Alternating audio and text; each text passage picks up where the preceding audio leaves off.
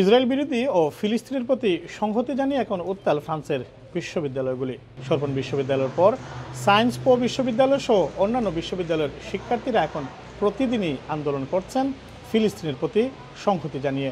শিক্ষার্থীদের এখন একটাই দাবি, অবিলম্বে ফিলিস্তিনের গাজা ইসরায়েলের হামলা বন্ধ করতে হবে।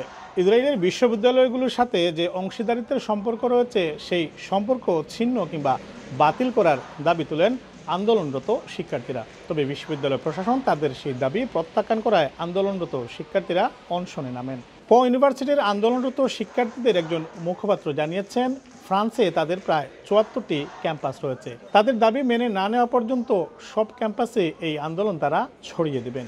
আন্দোলনরত শিক্ষার্থীরা বাইসাইকেল ও ডাস্টবিন দিয়ে বিশ্ববিদ্যালয়ের প্রধান ফটক অবরুদ্ধ করে রাখেন। আন্দোলন চলাকালে যে কোনো ধরনের অপ্রীতিকর ঘটনা এড়াতে বিপুল সংখ্যক আইনশৃঙ্খলা রক্ষাকারী বাহিনীর সদস্য সেখানে মোতায়েন ছিল।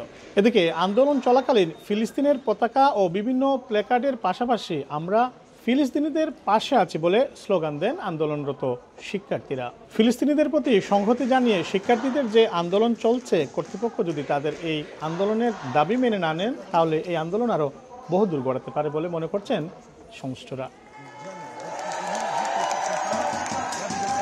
প্যারিসের সায়েন্স পো বিশ্ববিদ্যালয়ের সামনে থেকে মোহাম্মদ লুৎফুর রহমান বাবু, সময় সংবাদ।